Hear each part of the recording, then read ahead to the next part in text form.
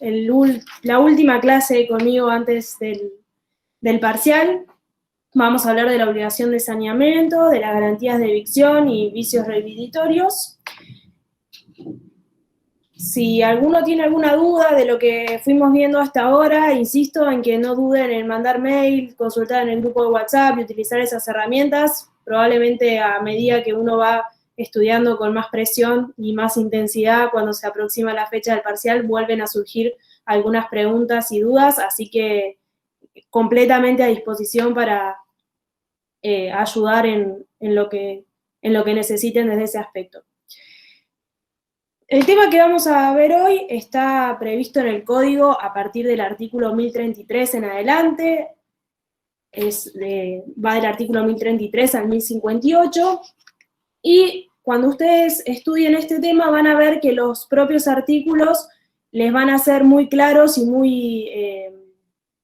muy completos para entender el tema, ¿sí? Independientemente de que ustedes vayan después a leer un libro de texto y la doctrina tiene aportes muy interesantes al respecto y hay muchísimos fallos en relación a este tema, van a ver que la técnica legislativa respecto de lo que fue el Código de Vélez ha aclarado un poco la cuestión en estos temas. En primer lugar, lo que tenemos que tener en cuenta es que cuando hablamos de obligación de saneamiento, ¿sí? Por saneamiento nosotros nos referimos a un género que abarca dos especies, ¿sí? Por un lado la evicción y por el otro lado la garantía por vicios reivindicatorios, ¿sí? Son dos conceptos diferentes, evicción y vicios reivindicatorios, que los englobamos en la categoría más general que es saneamiento, ¿sí? Cuando nosotros, vamos a hablar primero de cómo está dividido en el código para que ustedes puedan, al momento de estudiar, entenderlo. Primero vamos a tener una parte general, justamente que habla de disposiciones generales, ¿sí? Que ahí va a estar referido a lo que es la obligación de saneamiento en general, y después vamos a tener, en particular, tratada la responsabilidad por evicción a partir del artículo 1044, y la responsabilidad por vicios ocultos, ¿sí? A partir del artículo 1051. ¿Por qué me parece importante señalar esto? Porque lo que nosotros hablemos en esta primera parte de la clase, que la vamos a dividir en tres, tal cual está dividido el código, lo tenemos que tener presente cuando estudiemos el tema de la garantía de evicción y cuando estudiemos en concreto el tema de los vicios reivindicatorios, ¿sí? Se complementan los artículos de las tres secciones. Entonces, tenemos que tener en cuenta esta primera parte general cuando estudiemos cada una de las dos especies en particular que yo les referí. Una vez que tenemos en cuenta esto se desprende del artículo 1034, que específicamente dice: el obligado al saneamiento garantiza por evicción y por vicios ocultos, conforme a lo dispuesto en esta sección, sin perjuicio de las normas especiales. Esto nos advierte de que en la segunda parte de la materia, cuando nosotros estudiamos los contratos en particular, también vamos a encontrar normas referidas a la obligación de saneamiento y a la responsabilidad por evicción y vicios reivindicatorios en cada uno de los contratos en particular. Lo vamos a ver en la donación, lo vamos a ver en el contrato de obra, etc. En esta instancia es importante que sepamos que tenemos esta regulación especial en la parte general de los contratos en el código, pero que también tenemos que tener en cuenta, por ejemplo, la Ley de Defensa del Consumidor, ¿sí? Cuando estemos en presencia de un contrato que se enmarque en una relación de consumo, y no olvidarnos tampoco, igual ahora lo vamos a ir viendo en especial, de las cláusulas generales que se van a venir, digamos, a aplicar también cuando tratemos este tema. Por ejemplo, cuando nosotros hablamos de los contratos celebrados por cláusulas de adhesión, ¿sí? O cláusulas generales predispuestas, bueno, vamos a ver que eso va a tener una incidencia en determinados puntos de lo que vamos a ver acá, ¿sí? Sobre todo en lo que tiene que ver con cláusulas justamente de limitación de responsabilidad, etc. Entonces, todo lo que vieron también con Walter en la clase anterior respecto a la interpretación del contrato, todo eso lo vamos a nosotros a ir aplicando y viendo cómo se traduce en un tema específico como es la obligación de saneamiento. Una vez que tenemos en claro que el artículo 1034 nos abarca a estas dos especies de vicios ocultos y evicción, tenemos el artículo 1033, invertí acá el orden, que nos establece quiénes son los sujetos responsables, ¿sí? Quiénes están obligados al saneamiento al momento de contratar. El primer inciso habla de el transmitente de bienes a título oneroso. Esto ya nos marca una línea divisoria entre lo que eran, ¿se acuerdan cuando vimos la clasificación de los contratos? Que dijimos, bueno, tenía cierta utilidad la clasificación porque había ciertas características o ciertos institutos que los contratos celebrados a título gratuito no estaban presentes. Bueno, por, digamos, regla general, lo que es la obligación de saneamiento corresponde a los contratos celebrados a título oneroso, ¿sí? En el caso de los contratos celebrados a título gratuito, vamos a ver lo que establece el artículo 1035, que específicamente dice que el adquirente no tiene acción contra el enajenante, sino contra sus antecesores, pero eso ahora lo vamos a ver en concreto. En principio es saber que como regla general, la garantía por vicios reviditorios y evicción va para los contratos celebrados a título oneroso, sin perjuicio de que en los contratos celebrados a título gratuito se pueda pactar en contrario, ¿sí?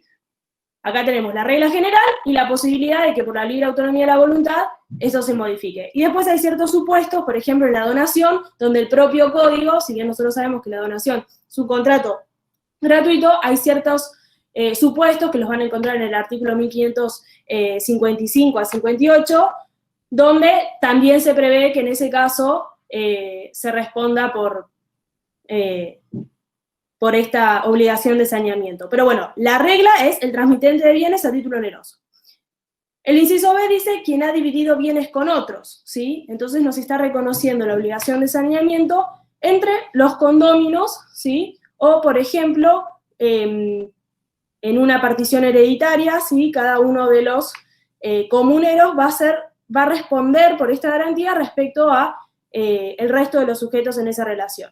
¿Cómo se explica esto para que nosotros podamos entender y acordarnos de este supuesto? Si nosotros estamos en un régimen, en un condominio y dividimos los bienes o en una partición hereditaria y cada uno de los comuneros obtiene una parte de esa masa común, entonces, si a una de las partes le toca un bien que esté afectado justamente por un defecto en el título o por un vicio oculto, ahora vamos a ver la diferencia de eso, entonces es lógico reconocerle que pueda reclamar a los restantes, ¿por qué? Porque si no su derecho se vería perjudicado en comparación a los demás, ¿sí? Entonces, en ese caso, no estamos hablando de una transacción celebrada a título oneroso, pero ese acto de partición se reconoce como causa para poder reclamar esta obligación de saneamiento.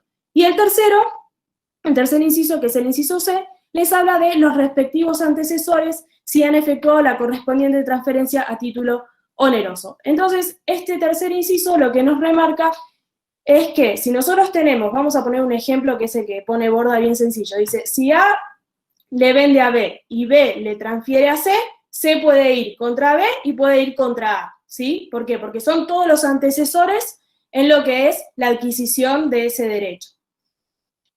Este artículo, digamos, este inciso C, que nos establece esta amplitud para poder ir contra los antecesores del enajenante, siempre y cuando la condición sea que se haya efectuado la transferencia a título oneroso, lo podemos complementar con el artículo 1035, que nos habla de la adquisición a título gratuito.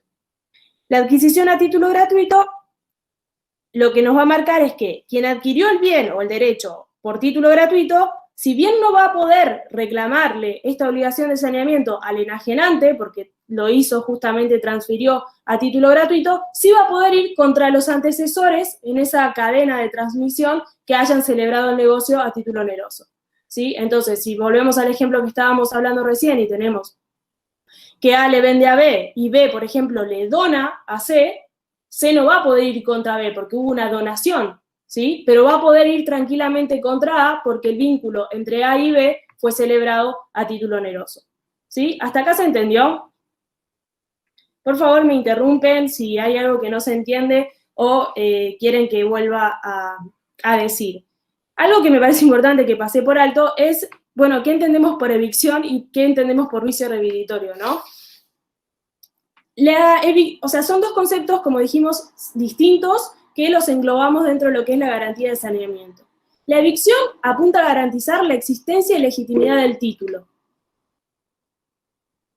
Ahí repito eso. La evicción apunta a garantizar la existencia y legitimidad del derecho que se transmite, ¿sí? Entonces, el enajenante lo que tiene que asegurar ahí es que el derecho es bueno y que está transmitiendo justamente un derecho respecto al cual no va a poder venir alguien a alegar un título o un derecho mejor. En el caso de los vicios reviditorios, lo que se procura es garantizar que el bien que se está transmitiendo, ¿sí?, está libre de defectos, ¿sí? Y justamente la garantía lo que procura es cubrir estos defectos ocultos, que por ser ocultos y tener ciertas características que vamos a ver después, no pudieron ser advertidos al momento de la celebración del contrato, al momento en que el adquirente se hizo del derecho. El inciso segundo, que ahí me preguntaban en el chat, dice, quien ha dividido bienes con otros, establece que esta garantía de saneamiento va a poder ser invocada, digamos, va a poder ser reclamada cuando en una división de condominio, por ejemplo, uno de los comuneros o de las personas que se hayan visto beneficiadas en esa división adquiere un bien que justamente o un derecho que adolezca de evicción o vicio redivitorio, ¿sí? Entonces, sí, no, ahí no estamos hablando de una transmisión a título oneroso, estamos hablando de una división, ¿sí? Por eso les habla de quien ha dividido bienes con otros. O sea, son condóminos que dividieron entre sí y se asignaron distintos bienes, ¿sí? O distintos derechos.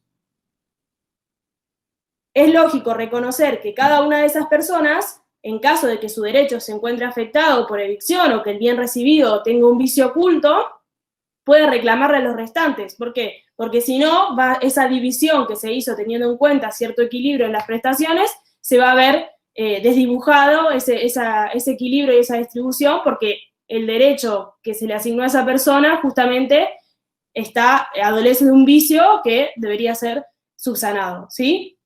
¿Ahí se entendió?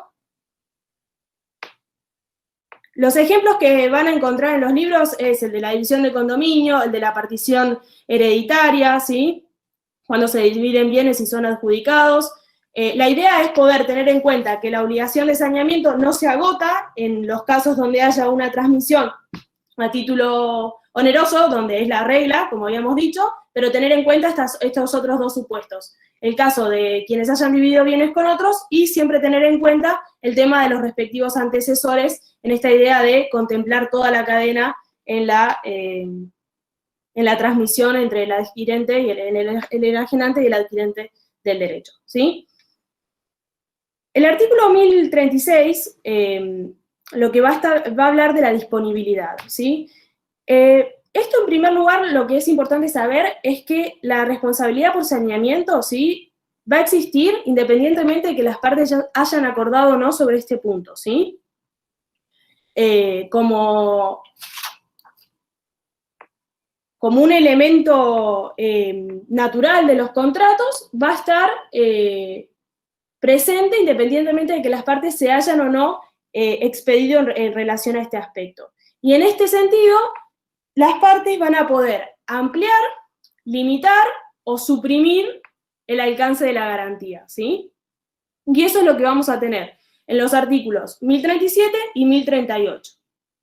Acá, en este aspecto, en este punto, juega un rol importante lo que es el tema de la interpretación, ¿sí?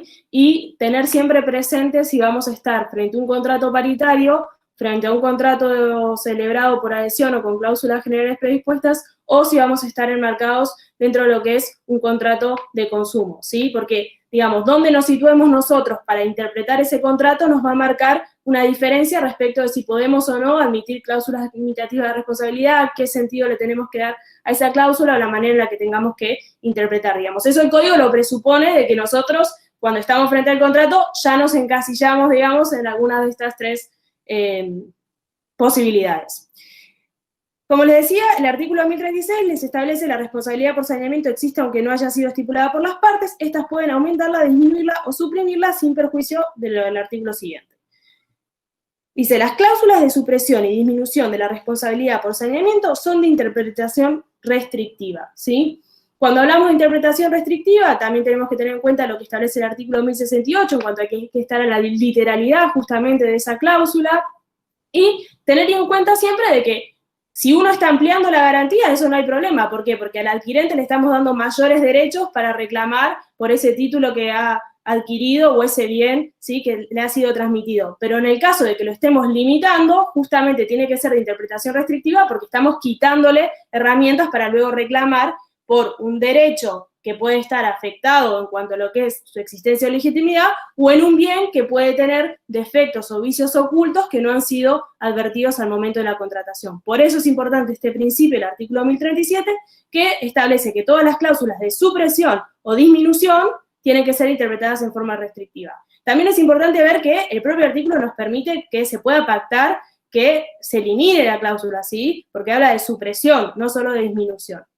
Ahora, el artículo 1038 redobla la apuesta en esta idea de la facultad que se le reconoce de suprimir y de limitar la responsabilidad, y dice casos en los que se tiene por no convenida, ¿sí?, la supresión y la disminución de la responsabilidad de saneamiento. Esto es, obviamente, teniendo en cuenta esta idea de orden público, donde el código, el legislador se mete y dice, bueno, vale la autonomía de la libertad, de la voluntad, pero con ciertos límites, ¿no? Y ahí tenemos dos incisos que establece. El inciso A dice, si el enajenante conoció o debió conocer el peligro de evicción o la existencia de vicios, ¿sí? Vamos a detenernos en ver el alcance de este inciso. Dice, si el enajenante conoció, entonces está transmitiendo un derecho que sabe que no es legítimo y que sobre el cual no tiene disponibilidad para hacerlo de la manera en que lo hace, o debió conocer el peligro de evicción o la existencia de vicios.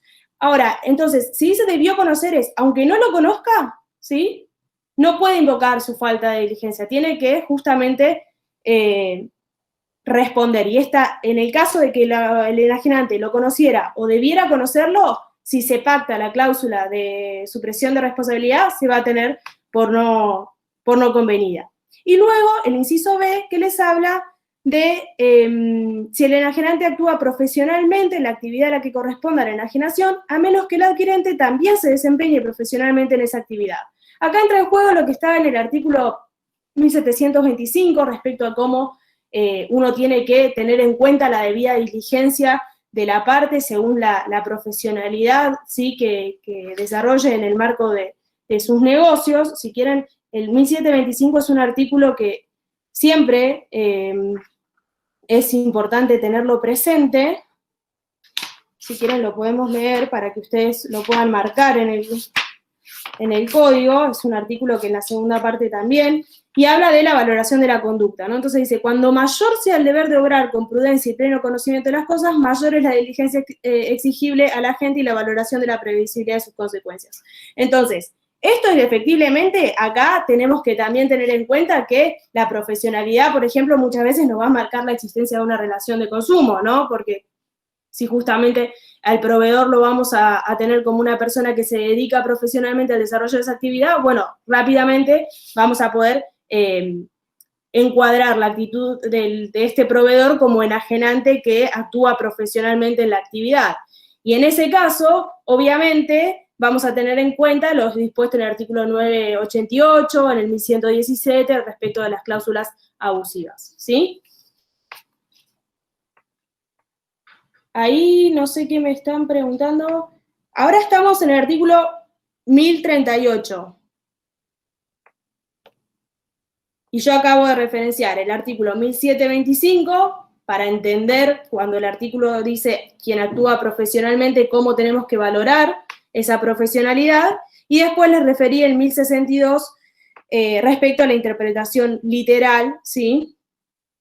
Y acá también, por ejemplo, van a ver que Borda les aclara en el manual que, por ejemplo, no podría ser válida una cláusula limitativa de responsabilidad en general sin especificar en qué supuestos o en qué marcos, ¿no? Ahí, digamos, la interpretación restrictiva va también orientada a eso, a decir, bueno, tiene que estar estipulado claramente por qué sí o por qué no se va a responder en lo que tiene que ver con la evicción, ¿sí? Hasta acá me van siguiendo, tenemos el régimen general, que es evicción, que son los vicios, igual eso ahora lo vamos a volver a ver cuando veamos cada uno de los particulares, quiénes están obligados a esta responsabilidad por saneamiento.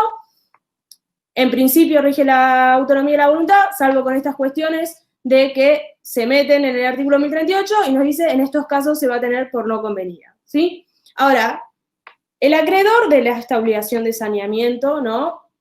Que vamos a partir de la idea de que toda esta clase versa sobre pensar que la responsabilidad del enajenante de un derecho, ¿sí? o de un derecho sobre un bien, no cesa en el acto de la transmisión, ¿sí? Sino que tiene consecuencias en el después y hay que establecer hasta qué punto tiene o no que responder por la legitimidad del derecho que ha transmitido o por los vicios ocultos. Y qué límites vamos a encontrar en el marco de esa responsabilidad, ¿sí?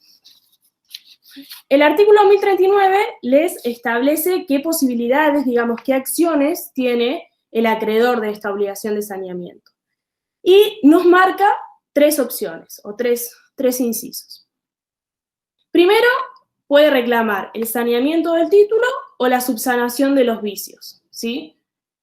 El saneamiento del título puede ser, por ejemplo, si él vendió un bien del cual no era titular y no tenía la disponibilidad, podría adquirir el bien de aquel que es dueño y entonces así sanearía el hecho de que transmitió la propiedad de algo que no tenía, ¿sí?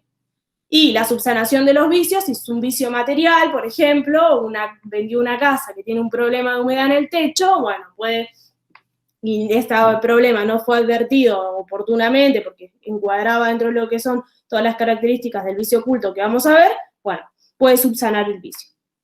El inciso B le da la facultad de reclamar un bien equivalente si es fungible, ¿sí? Entonces, si hay posibilidad de obtener una cosa de la misma naturaleza y especie, entonces puede reclamar que justamente se le reemplace el bien por otro.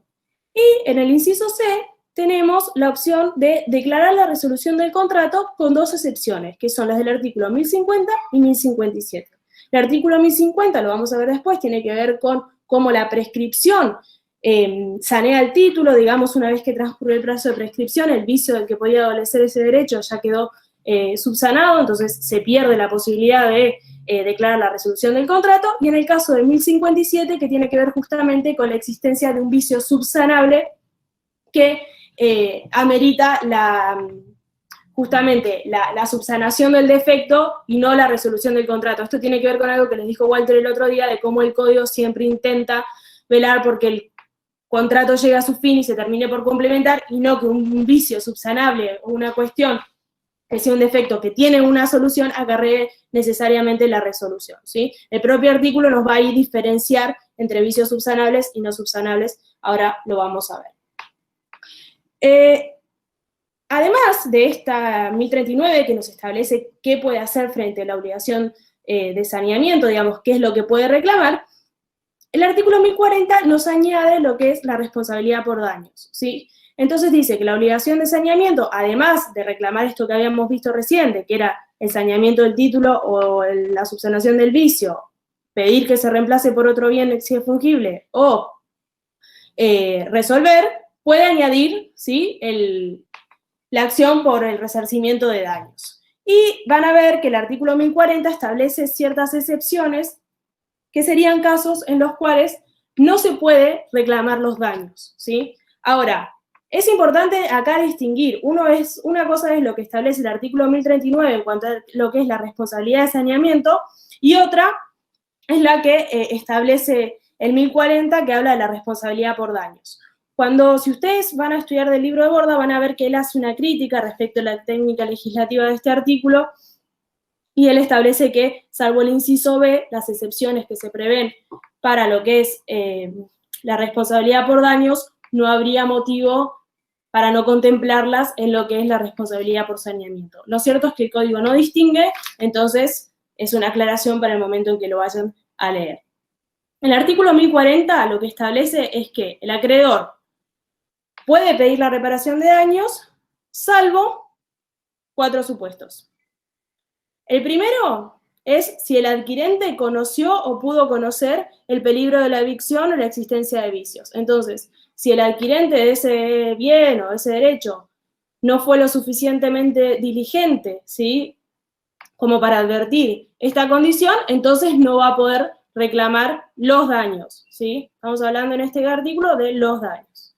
El inciso B establece que si el enajenante no conoció ni pudo conocer el peligro de la evicción o la existencia de los vicios, y acá vean que este inciso lo que les permite ver es cómo se protege la buena fe, ¿sí?, del enajenante. ¿Por qué? Porque acá nos está diciendo, la responsabilidad por saneamiento es una responsabilidad objetiva, ¿sí? No importa si el que transmitió sabía o no sabía que, que el título que transmitió adolecía de algún defecto o el bien tenía algún vicio oculto, ¿sí? Va a responder por saneamiento de todas maneras. Ahora, ¿dónde sí va a influir el hecho de si conocía o no conocía? En el reclamo por los daños, ¿sí? Ahí sí vamos a tener en cuenta si conocía o no conocía el defecto para ver si le podemos reclamar, además de las cuestiones que podemos sacar del 1039, los daños, ¿sí? ¿Hasta acá se entendió? Cualquier cosa me dicen.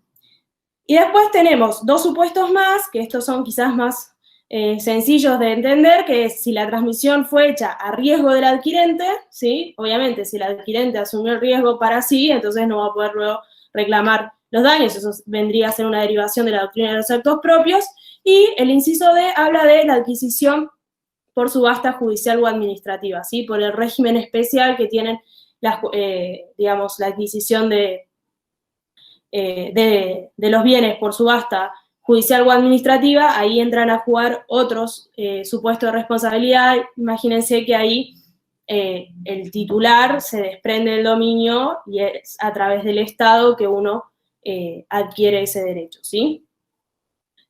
Importante, la última parte de este artículo nos refiere a que los incisos A y B, digamos esto que tenía que ver con el conocimiento, ¿no?, del vicio por el enajenante o el adquirente, también hay que tener en cuenta el aspecto relacionado con la profesionalidad, ¿no? Y lo que dice es, si los dos son profesionales, entonces, digamos, renace esta obligación de reparación, ¿sí?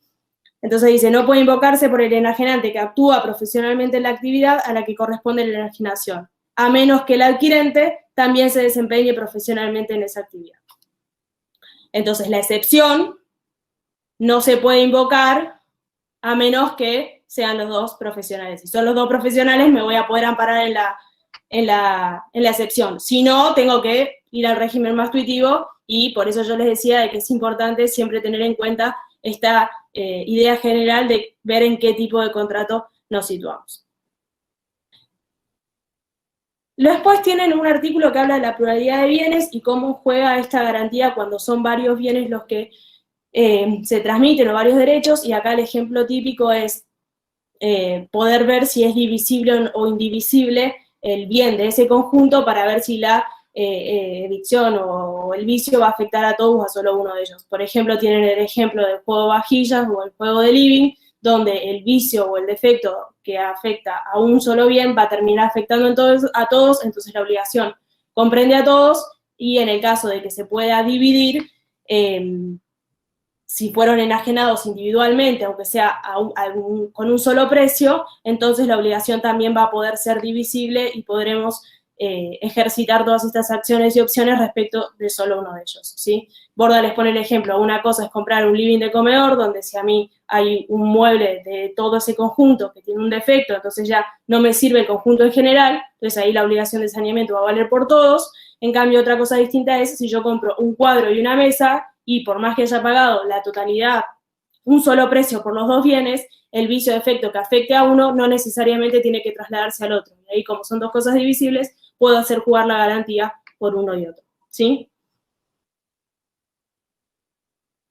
Luego les habla de 1042, la pluralidad de sujetos. Eso es una reiteración de los principios generales pero es importante quizás aclararlo en el sentido de que, volviendo a lo que habíamos visto hace unos minutos respecto de que son responsables también los antecesores en esta cadena de enajenación, la obligación entre cada uno de los que intervienen es de tipo concurrente, ¿sí? Se aplican las disposiciones del artículo 850-852. Y si hay en una transmisión varios condóminos que transmiten, ¿sí?, o es enajenado simultáneamente por varios copropietarios, solo responden por la cuota aparte, digamos, ahí rige la obligación simplemente mancomunada como regla general, digamos. Es una reiteración de los principios generales, pero puede ser útil aclararlo, sobre todo la primera parte que tiene que ver con el tercer inciso del 1033, que hablaba de que también responden los antecesores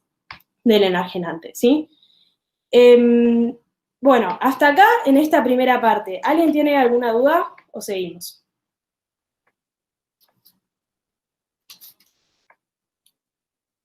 Bien, bueno, ¿se va entendiendo? Ahora nosotros tenemos que... Perfecto, ahí me van confirmando que sí. Cualquier cosa, de verdad, habiliten el micrófono y pregunten, ¿sí? Yo ahí veo algunos que me hacen que sí, pero bueno, cualquier cosa me interrumpen. Una vez que tenemos en cuenta esta primera parte y pantallazo general, donde creo que lo más relevante es siempre tener en cuenta cuando analicemos ahora en concreto lo que es vicios prohibitorios y garantía de evicción, el 1039 que nos dice, bueno, qué puede hacer la persona que tiene un bien que tiene algún defecto oculto o adquirió un derecho que tiene un vicio en el título, o donde no está garantizada la legitimidad de ese derecho. Y el 1040, vamos al 1044, que nos habla del contenido de la responsabilidad de evicción, ¿sí? Acá, el 1044 y el 1045 nos van a dar la definición, digamos, o el ámbito de aplicación de esta figura, y particularmente nos va a decir, primero, la definición la tienen en la primera oración cuando dice la responsabilidad por evicción asegura la existencia y la legitimidad del derecho transmitido, ¿sí? Entonces, cuando digo garantiza la existencia y legitimidad, ¿qué quiero decir con eso? Que lo que se está garantizando es que la persona que enajenó que transmitió ese derecho estaba dentro de su ámbito de disponibilidad, ¿sí? Podía justamente transmitirlo válidamente. Y me va a tener que garantizar que no va a venir un tercero con un derecho mejor sobre eso que me transmitió, ¿sí? A eso se refiere cuando hablamos de existencia y legitimidad.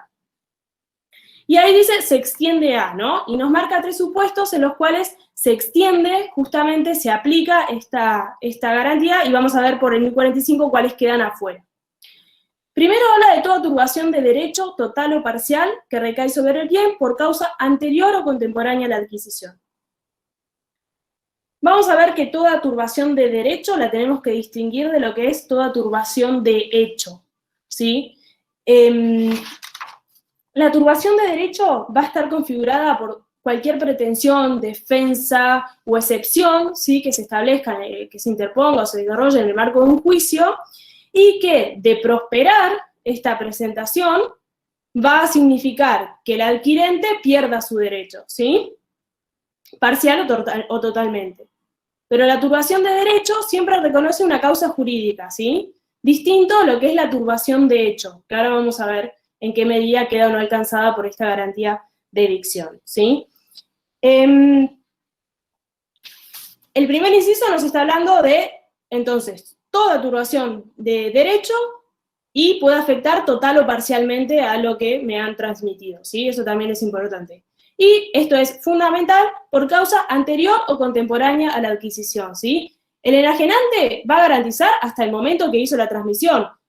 No lo podemos hacer cargar con las consecuencias de quien con posterior a la transmisión haya adquirido un derecho, ¿sí? Eso es una cuestión lógica, pero vamos a ver que tiene de todas maneras sus particularidades.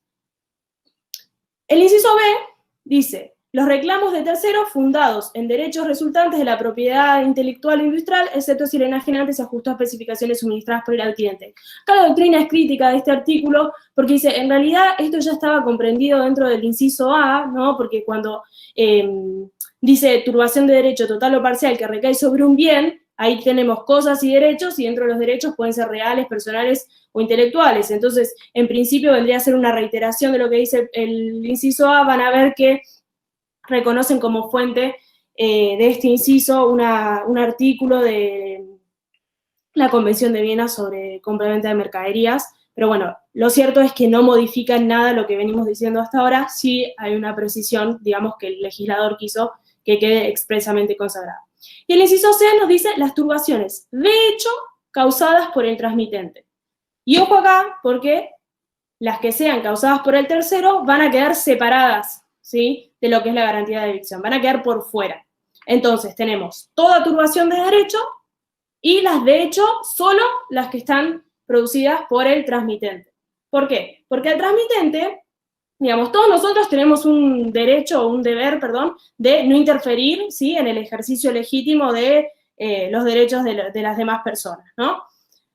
Ahora, si yo soy cocontratante de otro sujeto, yo tengo un deber especial, no se asimila a ese deber general de abstención que tengo con el resto de la sociedad. ¿Por qué? Porque justamente celebré un contrato y me comprometí con la transmisión de un derecho, celebramos un determinado negocio jurídico y yo tengo el deber de abstenerme en concreto para que mi cocontratante pueda ejercer y disfrutar el derecho y hacer uso del bien que yo le transmití, libre de toda interferencia, ¿sí? Entonces, la turbación de hecho causada por el transmitente es distinta a la turbación de hecho que pueda producir cualquier tercero respecto del cual el enajenante no va a tener que responder dentro de lo que es esta garantía de evicción.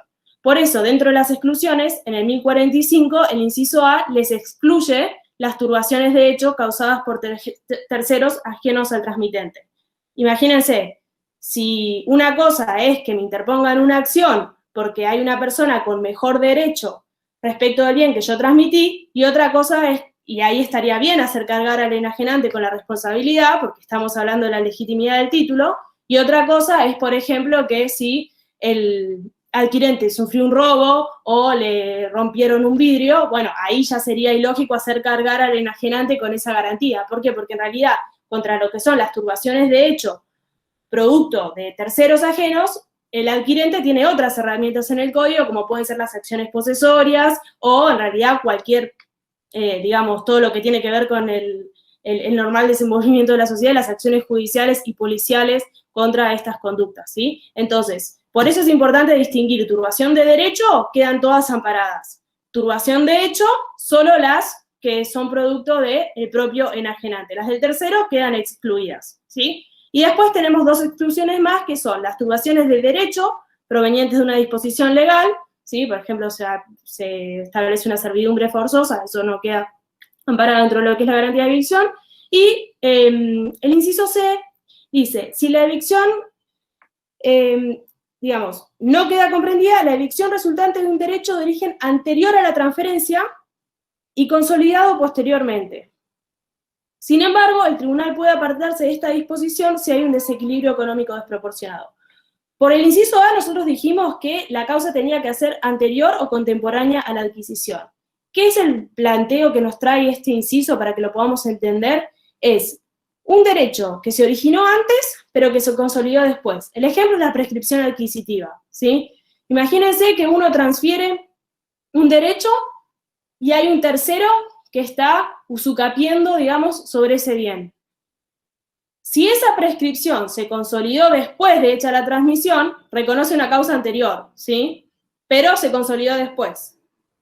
En ese caso, la garantía de evicción queda excluida en regla general.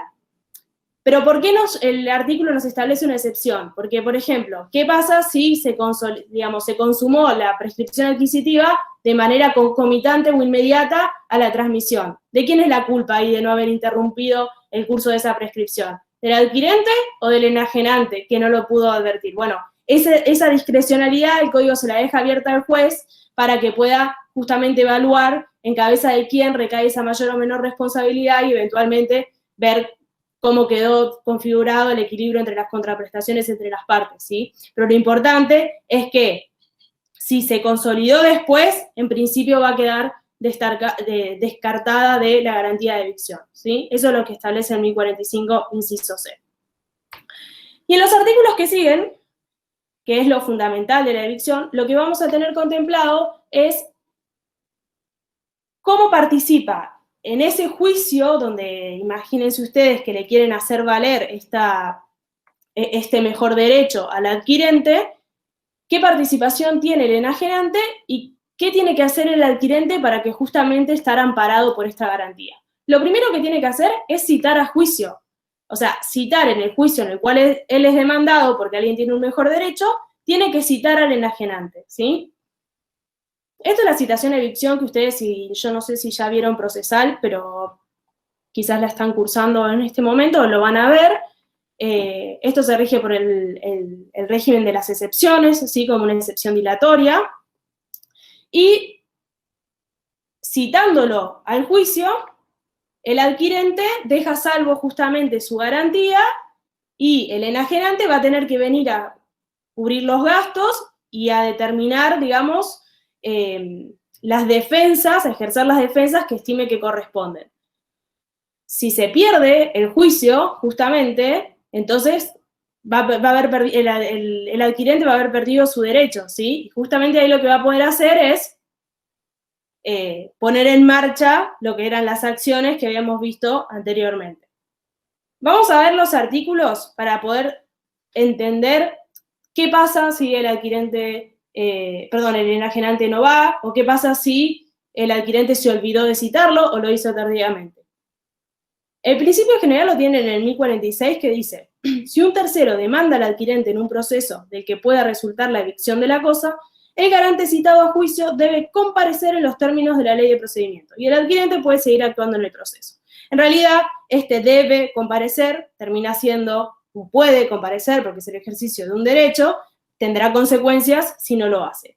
Y la segunda parte, cuando nos dice que el adquirente puede seguir actuando en el proceso, eso quiere decir que justamente van a poder seguir litigando los dos, digamos, no es en detrimento de uno u otro, sino que eventualmente se van a ir complementando sus pretensiones. Ahora, cuando el enajenante va a juicio, más que para defender al adquirente, va para defenderse él mismo, porque las consecuencias después de haber perdido ese litigio van a redundar en tener que garantizar la obligación justamente de saneamiento que viene implícita en esta transmisión, ¿sí? Y que dio origen a esta garantía de evicción. Por eso el artículo 1047 dice: el garante debe pagar al adquirente los gastos que éste ha afrontado para la defensa de sus derechos, ¿sí? Entonces la garantía de evicción se extiende a tener que pagar las costas o los gastos que haya tenido que afrontar este adquirente por tener que ir a juicio para defender su derecho, que estaba viciado supuestamente por, por la evicción, porque había alguien que tenía un mejor derecho sobre ese derecho que había adquirido. Y dice: sin embargo, el adquirente no puede cobrarlos ni efectuar ningún otro reclamo si no citó al garante en el proceso, o lo citó, y aunque este se allanó, él insistió en continuar, ¿no? Y fue vencido, obviamente. Porque, digamos, si no fuera vencido, puede repetir las costas de la otra parte. Pero entonces, para que, digamos, sus gastos de defensa estén amparados justamente y que esta garantía de evicción comprenda los gastos, tiene que citarlo oportunamente, vamos a ver ahora, y si lo citó y el otro se allanó, bueno, si quiso continuarlo a su costa, ya cumplió él con la obligación de citarlo al proceso. Pero el artículo 1048 nos establece cuándo, digamos, cesa la responsabilidad por evicción, porque justamente tampoco, como toda responsabilidad, no puede ser ilimitada. Entonces el código nos prevé ciertos supuestos en los cuales, si se cumple con estas cuestiones, bueno, el enajenante, por más que haya transmitido un título que podría tener adolecer de cierto vicio, va a quedar de todas maneras exento de responsabilidad. Y esto es, cuando el adquirente no lo cita, ¿sí?, a juicio, o lo hace después de vencido el plazo que establecía la ley. Eso es lo que yo les decía, que se rige por el régimen de las excepciones. Si el garante no comparece al proceso, y esto es importante, y el adquirente actúa de mala fe, ¿sí? Entonces, yo soy el adquirente, tengo que ir a juicio porque alguien alegando un mejor derecho me demandó. Cito a mi enajenante, no viene, y yo de mala fe dejo que transcurran los plazos, no interpongo los recursos, no hago nada por defender ese derecho que me fue transmitido, aunque yo sé que quizás no fue transmitido plenamente, sí, que adolecía un vicio en la legitimidad o existencia de ese título, de mala fe yo asumo esta conducta pasiva. Bueno, entonces ahí cesa la responsabilidad, ¿sí?, del enajenante. Eso sería que no se podría amparar esta conducta de mala fe, por más que sea del adquirente. Y el inciso C les establece dos supuestos. Si el adquirente se allana a la demanda sin conformidad del garante, ¿por qué? Porque justamente acá lo que está en juego es la responsabilidad del garante de tener que o no soportar justamente afrontar este proceso y ver quién tenía razón y las costas. Entonces, si antes de permitir que él ejerza su defensa se allana, bueno, que corra con la consecuencia de su decisión jurídica de allanarse, su decisión procesal. Y después dice: o somete la cuestión a arbitraje y el laudo le es desfavorable. Bueno, acá nuevamente, si el adquirente asume la decisión de querer salirse de lo que es el régimen de los jueces naturales y a su riesgo someter la cuestión a la decisión arbitral y el laudo le es desfavorable, bueno, el enajenante se va a parar en que esa fue una decisión tomada de su riesgo y que cargue con las consecuencias de esa decisión. Ahora, la última parte de este artículo les establece una excepción, ¿no? Y a lo que refiero, ahora lo vamos a leer, es que cuando el derecho invocado por este tercero sea tan inequívoco, ¿sí? Que hubiera sido, digamos, inútil oponer cualquier defensa, que hubiera sido inútil transitar un proceso judicial para poder defender el reclamo, entonces ahí el adquirente no le juegan todas estas cuestiones, ¿sí? En contra, digamos, y no tiene que someterse a gastos y procedimientos para defender un derecho que de ninguna manera hubiera ganado. Borda ahí dice, si es tan notorio, podría incluso hacer abandono del bien, dice, y allanarse completamente a la pretensión del tercero. Ahora, ¿qué es lo que pasa? Esto siempre va a estar atado a la prueba, ¿sí? Entonces, si hay una mínima posibilidad, sobre todo en el derecho, de que no sea tan inequívoca la posición, entonces corresponde que justamente dé cumplimiento con todos estos pasos, porque si no va a ser muy difícil la prueba de poder justamente alegar que no había ninguna defensa útil que oponer al tercero. El artículo dice, la responsabilidad subsiste si el adquirente prueba que, por no haber existido oposición justa que hacer al derecho del vencedor, la citación oportuna del garante por evicción o la interposición o sustentación de recursos eran inútiles, o que el allanamiento o el laudo favorable son ajustados a derecho, ¿no? Eso también, porque si no estaríamos haciendo depender la suerte de la garantía en contra del derecho. Digamos, va a tener todavía que responder por evicción si se dan estas circunstancias. Y por esto también es importante, ustedes van a ver cuando lean, el Código de Vélez exigía la sentencia judicial como un requisito para poder poner en marcha lo que es la garantía de evicción. El Código no lo recoge, si bien obviamente trae todas estas consideraciones respecto de la participación en el juicio, y una vez que, digamos, el enajenante es citado a juicio, comparezca o no, la sentencia le va a ser oponible, ¿sí? Porque tuvo posibilidad de ir y ejercer la defensa que le hubiera correspondido. Este último párrafo, el artículo 1048, nos deja abierta la puerta de que pueda haber garantía de evicción independientemente de que haya o no una sentencia judicial, ¿sí? El artículo 1049 lo que va a determinar es justamente esta acción, digamos, de poder resolver el contrato en dos supuestos, ¿no? Entonces dice, si los defectos en el título afectan el valor del bien a tal extremo que de haberlos conocido el adquirente no lo habría adquirido o su contraprestación habría sido significativamente menor, o la opción B, si una sentencia o laudo produce la evicción. Ahí ya fue desapoderado de su derecho o del bien y no le queda otra, digamos, ya está vencido en el derecho que le fue transmitido, ¿sí? Y el artículo 1050, les recuerdo, era una de las excepciones del 1039, nos establece, digamos, que una vez que transcurre el plazo de prescripción adquisitiva, se extingue la responsabilidad por evicción, ¿por qué? Porque el título ya quedó saneado, ¿sí? Ya no hay nada más que garantizar porque el título quedó saneado y cualquier defecto o vicio que podía adolecer ya quedó efectivamente subsanado. Fuimos un poco rápido, pero es un tema largo. Quiero que me digan si hasta acá se entendió antes de pasar al tema de vicios ocultos. ¿Sí? Bien, ahí sí me dicen que sí. Bien, perfecto. Vamos entonces a nuestra tercera parte, ¿sí? Que habla de los vicios ocultos, defectos ocultos o vicios revisitorios, ¿sí? ¿Qué es lo que tenemos que tener en cuenta en esta parte? Primero vamos a ver que el código nos va a establecer una distinción entre lo que es, habla de defectos y habla de vicios revisitorios, ¿sí? Vamos a ver que la definición de vicios revisitorios propiamente dicha la vamos a tener en el 1051, inciso B, ¿sí? Y después vamos a tener otros defectos que también van a quedar amparados en esta definición.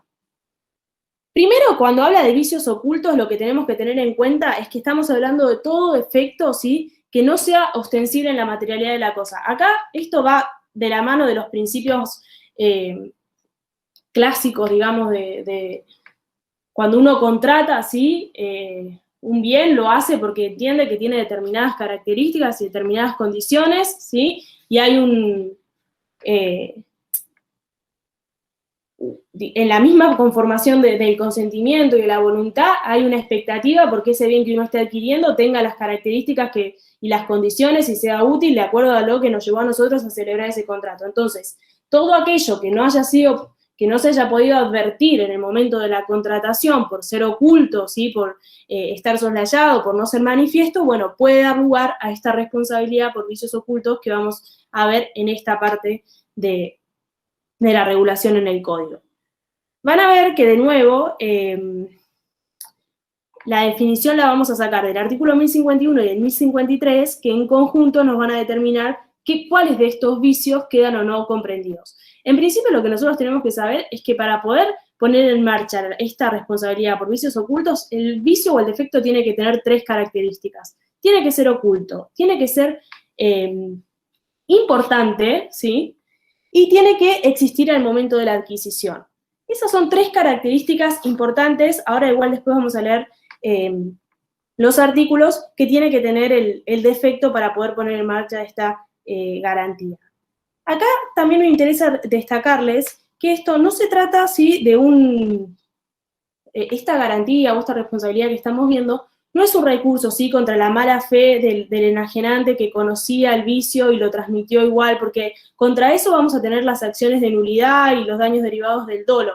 Acá en realidad de lo que se trata es una garantía que se le reconoce a todo adquirente, independientemente de que se hubieran conocido o no estos vicios. Y acá vuelve un poco lo que hablábamos antes de que es una responsabilidad objetiva, porque el enajenante no es que estamos presuponiendo que conocía el defecto oculto y lo transmitió el bien aunque estuviera afectado por esta condición, sino que aun cuando no la conociera, hay un deber de seguridad, de garantía, de que tiene que responder porque ese bien sea íntegro y tenga las condiciones que el contratante esperaba, independientemente de que él los hubiera conocido o no, justamente por ser ocultos, estar, digamos, no ser ostensibles o no ser manifiestos, ¿sí? Esto se da muchísimo en los casos donde se compran inmuebles, por ejemplo, ¿sí?, que eventualmente después empiezan a presentar ciertos problemas o ciertos defectos que al momento de la contratación no se advirtieron porque no eran visibles, no eran ostensibles, no se podían llegar a conocer. Pero sí me parece importante destacar esto en el sentido de que no es un recurso contra la mala fe del enajenante que adrede vende un objeto viciado, sino que es una responsabilidad que lo que tiene justamente es en garantía del adquirente de que la cosa que está obteniendo tiene todas las características y cualidades que él esperaba que tuviera al momento de la contratación, ¿sí?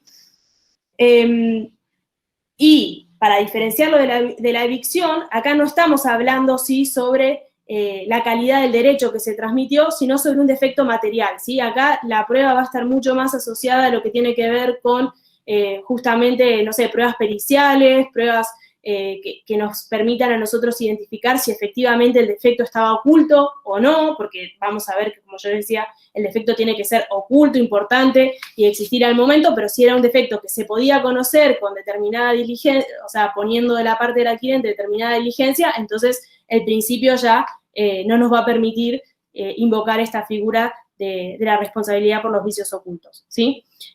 Habiendo hecho esta aclaración, vamos a las 3 características. Oculto, importante y debe existir al tiempo de la adquisición.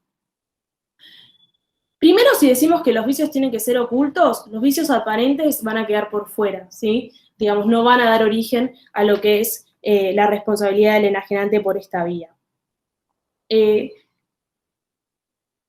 Obviamente, cuando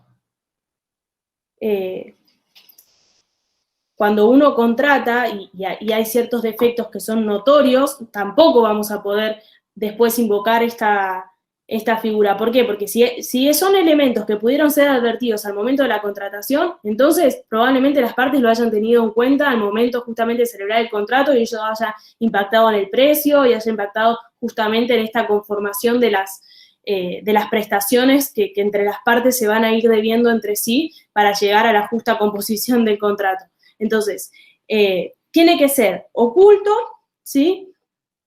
Y no comprende, digamos, los defectos que el adquirente conoció o pudo haber conocido aplicando esta diligencia de la que vamos a hablar ahora, que está en el 1053.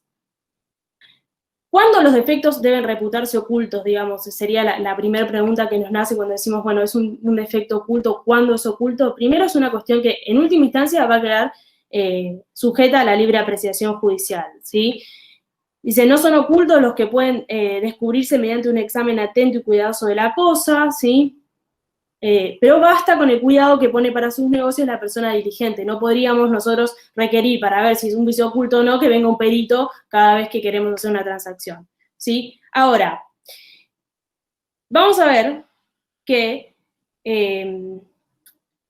cuando nosotros hablamos de un defecto que es oculto, no que sea oculto, pero si lo conocía el adquirente, ¿sí?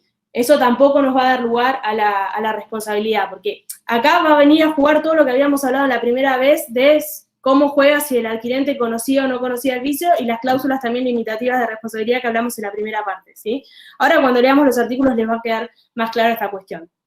Debe ser importante, ahora lo vamos a ver esto cuando veamos la definición propia del 1051 inciso B, tiene que afectar funcional o estructuralmente la cosa o hacerla impropia para su destino, ¿sí? El código trae, además de esta cosa de hacerla impropia para su destino, la afectación estructural o funcional.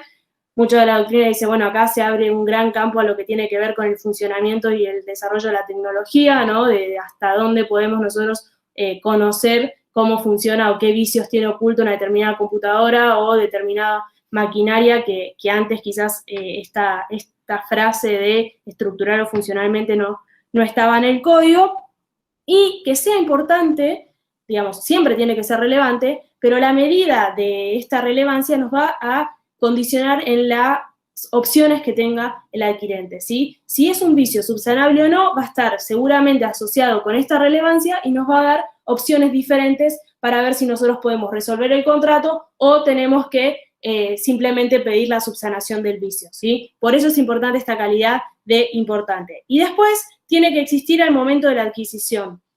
Esto también es una cuestión a tener en cuenta porque, primero porque la prueba de si existía o no al momento de la adquisición va a recaer sobre el adquirente, pero puede ser que haya determinados vicios que existan y que no sean justamente visibles, porque acuérdense de la primera característica que era que sea un vicio oculto. Entonces, Borda dice, basta que esté en germen, dice el vicio. ¿Por qué? Que se esté desarrollando el momento de la adquisición, sin perjuicio de que la exteriorización sea después. Imagínense ustedes, en el caso de, por ejemplo, la venta de un inmueble, si nosotros advertimos que hay una determinada mancha de humedad y que eso obedece a un defecto de las cañerías, que eran las que existían cuando yo compré el inmueble recién construido, entonces, en ese momento, el defecto existía al momento de la adquisición, y el vicio era oculto porque tenía que ver con, qué sé yo, la mala calidad de los caños que se habían colocado, por más que se exteriorice tiempo después, ¿sí?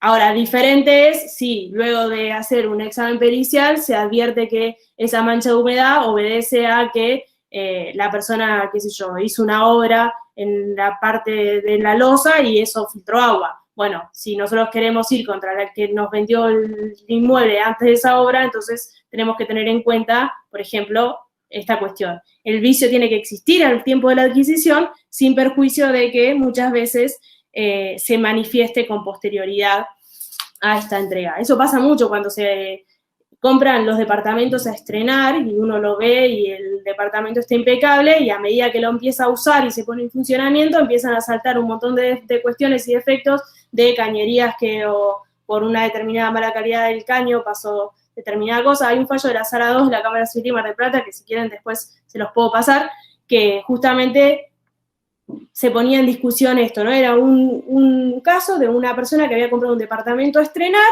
y que los vicios empezaron a aparecer con posterioridad.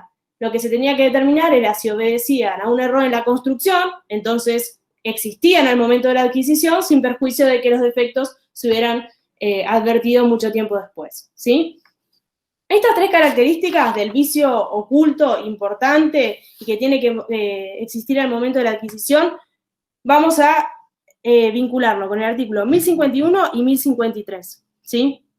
El artículo 1051 nos dice, la responsabilidad por defectos ocultos se extiende a, en primer inciso dice, los defectos no comprendidos en las exclusiones del 1053. Acá ya nos habla de una técnica legislativa por exclusión, ¿no? Todos los que no estén en el 1053 van a quedar comprendidos en los defectos ocultos. Y el inciso B nos habla de los vicios repetitorios propiamente dichos, que dice, considerándose tales, los defectos que hacen a la cosa impropia para su destino por razones estructurales o funcionales, o disminuyen su utilidad a tal extremo que, de haberlos conocido, el adquirente no lo habría adquirido o su contraprestación hubiese sido significativamente menor. Fíjense que en esta parte del artículo vemos esta diferencia en cuanto a la importancia o la trascendencia del vicio, que después nos va a determinar si es subsanable o no y nos va a repercutir en las acciones que tenga el adquirente frente a ese vicio, ¿sí? Ahora voy a volver sobre eso. Estas razones estructurales o funcionales tienen que ver también con evaluar el destino, ¿no? De cara a la función que se pretendía hacer el bien, ¿sí? Vamos a ver también de que, por ejemplo, no es lo mismo,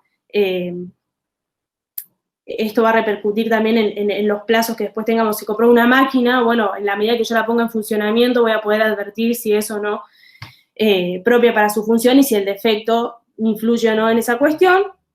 Y vamos a ir al artículo 1053 porque me parece importante el primer párrafo. El 1053 nos habla de las exclusiones, ¿sí? Y es muy importante porque todo lo que quede encuadrado en estos dos incisos van a quedar por fuera de lo que es la garantía por vicios revisitorios, ¿sí? Entonces, el inciso A nos dice, bueno, queda excluido, ¿no? La responsabilidad por defectos ocultos no comprende. Los defectos del bien que el adquirente conoció o debió haber conocido mediante un examen adecuado a las circunstancias del caso al momento de la adquisición. Entonces, esto nos dice que si el adquirente conoció o pudo conocer el defecto, no va a quedar amparado, ¿sí? Por más que haya sido oculto. Digamos, no cualquier defecto oculto me va a traer a mí la garantía por el defecto. ¿Por qué? Porque si conoció o pudo conocer, va a quedar excluido, ¿sí? Entonces, acá volvemos a la debida diligencia de que habíamos hablado antes. Van a ver que el código también recoge esta idea de la profesionalidad. Entonces, primero queda fuera si conoció o pudo conocer la debida diligencia. Excepto que haya hecho reserva expresa respecto de aquellos, ¿sí? Entonces, por más que los haya conocido o podido conocer, si en el contrato expresamente dejó establecido que la garantía amparaba esos vicios, por más que los había conocido o podido conocer, entonces va a quedar amparado, ¿sí? Acá volvemos a la idea de la libertad contractual y la posibilidad de hacer reserva. Y en la segunda parte de la oración dice, si reviste características especiales de complejidad y la posibilidad de conocer el defecto requiere cierta preparación científica o técnica, para determinar esa posibilidad se aplican los usos del lugar de entrega, ¿sí? Entonces, esto es relevante, ¿por qué? Porque nos está especificando, digamos, cuál es el alcance de esa posibilidad de conocer o no conocer el vicio, ¿sí? Digamos, que se rijan por los usos del lugar de entrega va a tener mucho que ver con el tipo de contratación, que sea el bien que se está adquiriendo, dónde se lo esté adquiriendo, justamente por hablar del lugar de entrega, pero nos está, de alguna manera, dejando en claro que no sea visible a la vista no quiere decir que vos no lo hayas podido conocer si hubieras aplicado este estándar de conocimiento, ¿sí? Entonces, si el defecto es aparente, ostensible, manifiesto, y si hubiera quedado, digamos, de un examen ordinario en cuanto a lo que es la compra de ese bien, lo puedo advertir, no voy a quedar amparada.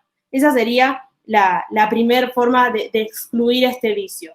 Digamos, aunque sea oculto, si yo lo puedo conocer, aplicando estas condiciones que me trae el artículo 1053, va a quedar excluida la responsabilidad por vicios ocultos, aunque sean ocultos, ¿sí? Por eso el carácter de oculto no se reduce a si yo lo puedo ver o no en cuanto a si es ostensible o es manifiesto, sino que lo tengo que leer con todo lo que me establece este primer inciso del artículo 1053.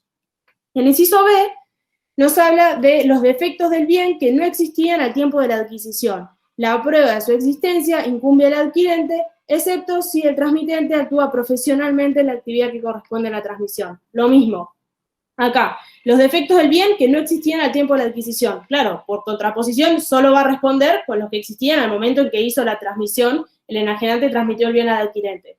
Ahora, la prueba respecto de cuándo existía o no ese bien, dice, corresponde al adquirente, excepto la profesionalidad de la que hablamos antes, ¿sí? Y acá, obviamente, ustedes van a ver, por ejemplo, el artículo 18, la Ley de Defensa del Consumidor, también establece esto, dice que el conocimiento del profesional no puede ser opuesto al consumidor, entonces el consumidor siempre va a tener a su favor, digamos, este régimen. En definitiva, creo que lo trascendente es poder, primero, saber el hecho del tiempo, ¿sí?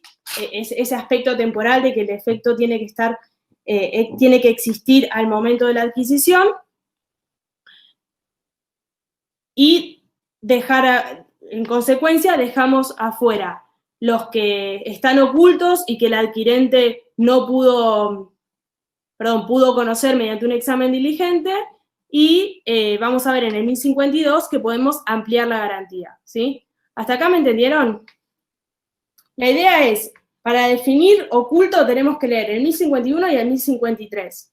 Y están en juego dos factores, si existían o no al momento de la adquisición y si el adquirente pudo no conocerlos mediante un examen ordinario digamos, en el caso de que se requiera cierto conocimiento científico-técnico, de acuerdo a los usos del lugar de entrega. ¿Esto qué quiere decir? Hay conocimientos que son propios qué sé yo, en el caso de la compraventa de un inmueble, hay conocimientos que son propios de un arquitecto, y una persona que no tiene ni idea de la construcción no los va a poder tener en cuenta. Eso no quiere decir que digamos, que el adquirente de un bien inmueble no tenga que asesorarse mínimamente las condiciones en las que va a comprar determinado bien, ¿no? Si no, sería muy fácil excusarse en que cualquier defecto que uno no ve entraría como vicio oculto. Pero el 1052 permite ampliar la garantía, ¿sí? Y acá vamos a retomar, acuérdense, el principio de que toda la garantía de saneamiento podían ampliarse, limitarse o suprimirse el alcance de la responsabilidad. Y entonces el 1052 lo que va a permitir es que las partes convengan que determinados vicios o defectos tengan el carácter suficiente o la entidad en el marco del contrato para activar este régimen de responsabilidad, ¿sí? Entonces, vamos a encontrar que el artículo 1052 dice, se considera que un defecto es vicio reviditorio si lo estipulan las partes con referencia a ciertos defectos específicos, aunque el adquirente debiera haberlos conocido. Entonces eso, claramente, nos restringe o nos hace volver a mirar el 1053. Entonces, este principio de que si los hubiera conocido no quedan parados, bueno, salvo que las partes lo hayan estipulado en el contrato y hayan ampliado la garantía en ese sentido.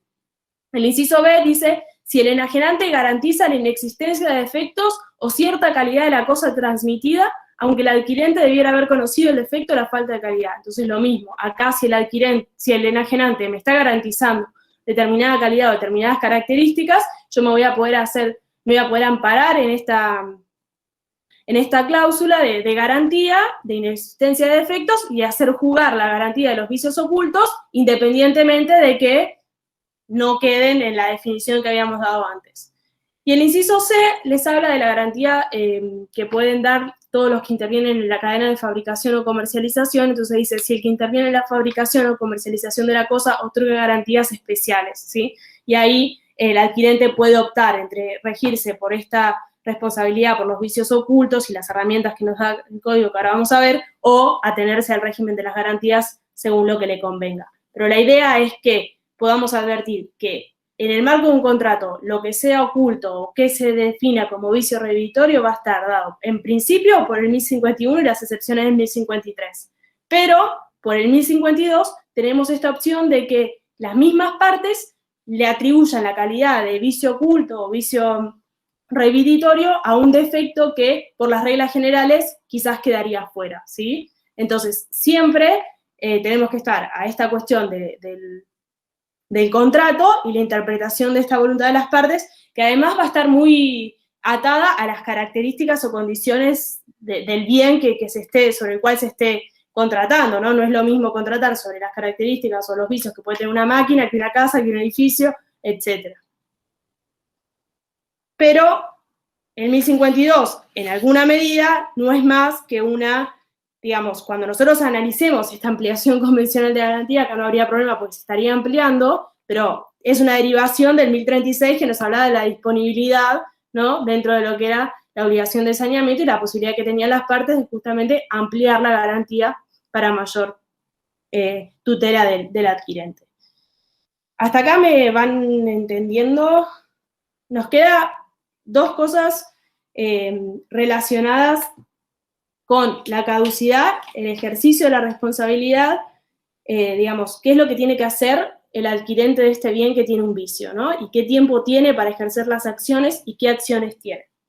Primero, vamos a ir al régimen de las acciones y vamos a dejar para el final el tema de la caducidad del plazo de prescripción.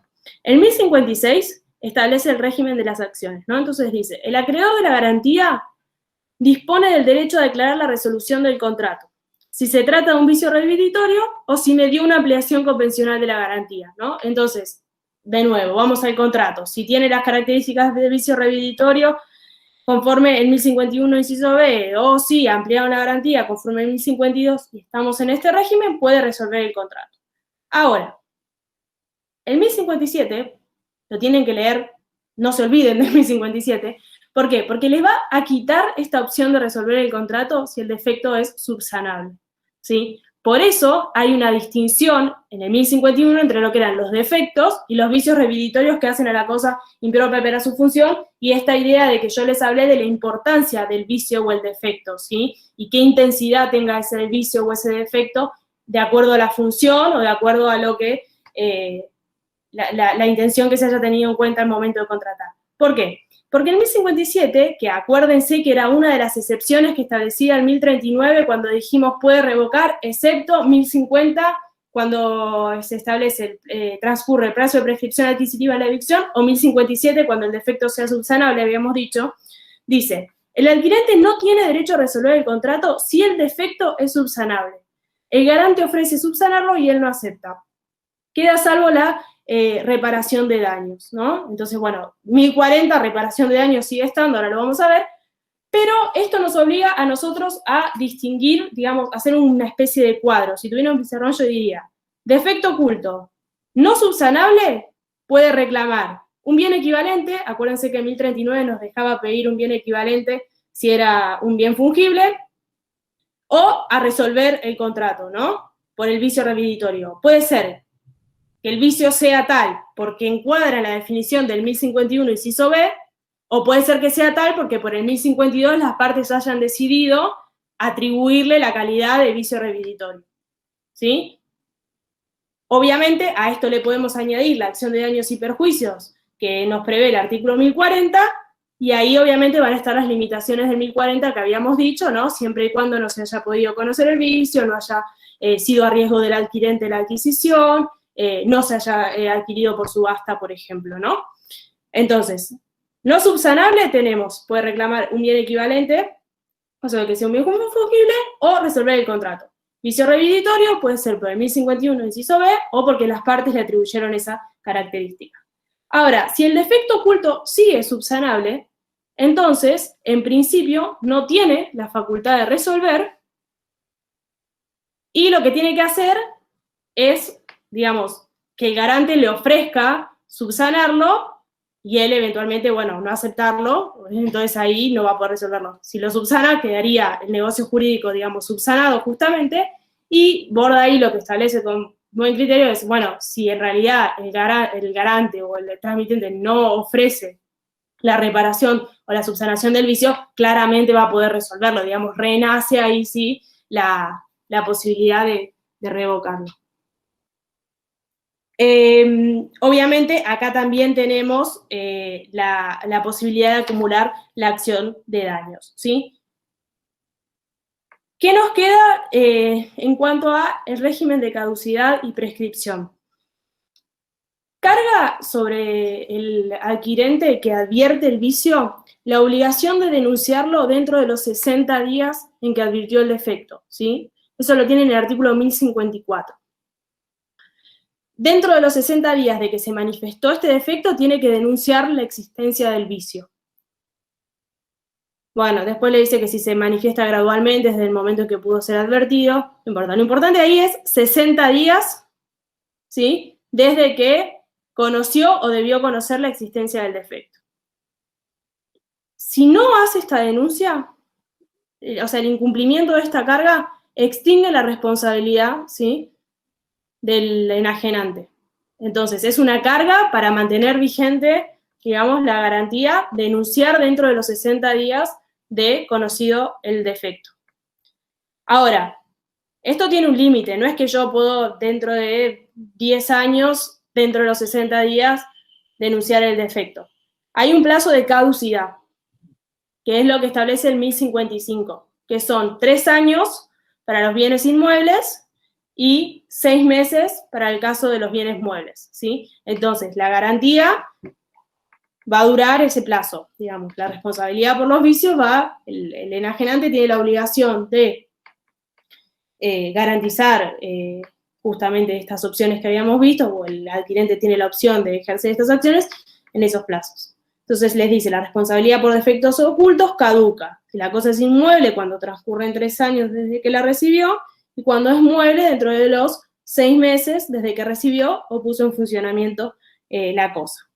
Obviamente les dice que se pueden ampliar estos plazos, y acá es lo que me interesa remarcarles, es que dice, la prescripción de la acción está sujeta a lo dispuesto en el libro sexto, que es, bueno, la responsabilidad es de un año, el plazo es de un año, eso está en el 2564, pero no importa, o sea, sepan que es de un año, y no se confundan lo que es la caducidad de la prescripción. ¿Por qué es importante la prescripción? Porque en realidad la prescripción va a empezar a jugar a partir de que expresamente manifestó la existencia del vicio dentro de esos 60 días. Entonces, pasando en limpio, tenemos 3 años o 6 meses durante los cuales el adquirente puede invocar la existencia de este defecto. Una vez que lo advirtió, tiene 60 días para ponerlo en conocimiento del enajenante. Y una vez que anunció y puso en conocimiento la existencia del vicio, ahí empieza a correr el plazo de prescripción de la acción, ¿sí? Entonces tiene un año para eventualmente judicializar y hacer valer su acción en sede judicial, ¿sí?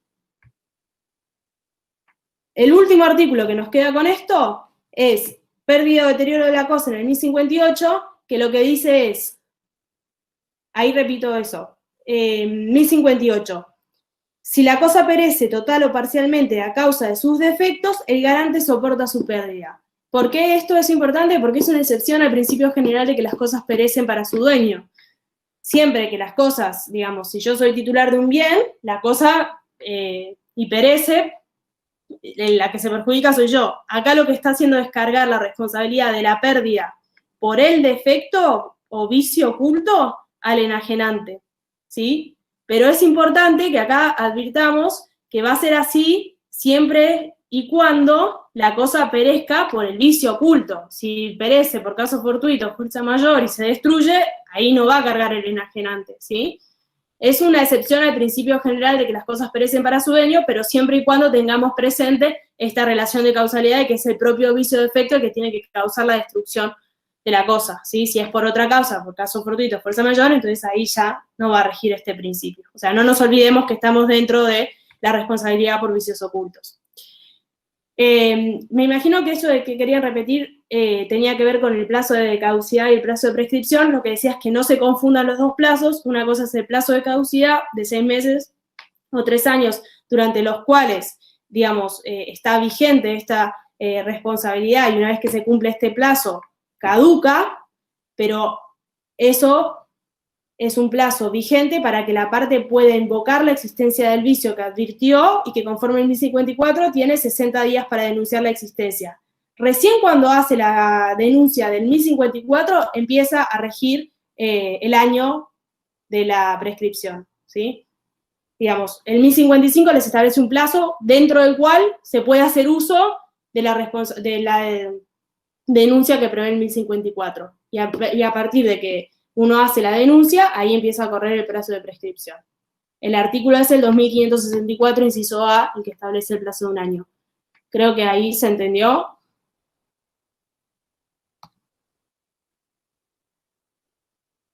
Ahí me están preguntando de todos estos artículos si tienen que hacer énfasis en alguno. Perfecto. En particular, a ver, la idea es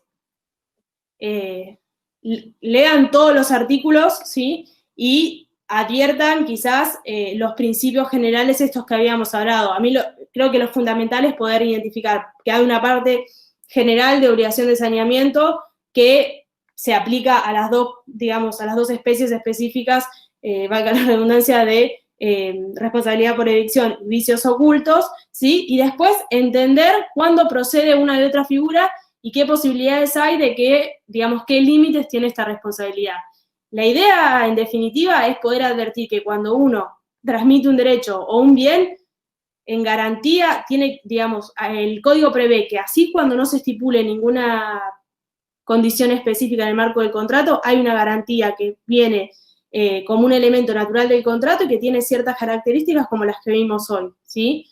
Y creo que con advertir cómo funcionan estos institutos y diferenciarlos entre sí, van a estar bien.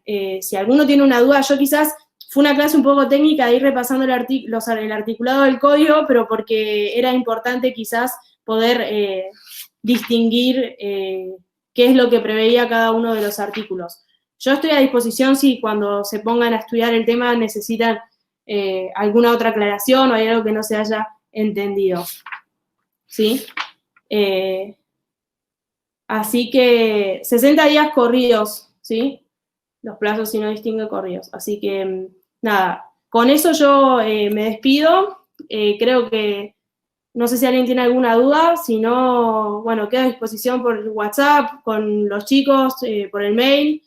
Cualquier duda nos escriben y, bueno, estudian para el parcial que ya se acerca un poco la fecha y, bueno, el martes que viene nos encontramos en la clase de repaso para ultimar, sí, los temas que hayan quedado. Igual el viernes también tienen clases, ¿sí? Así que, bueno, gracias a todos por la atención y seguimos en contacto.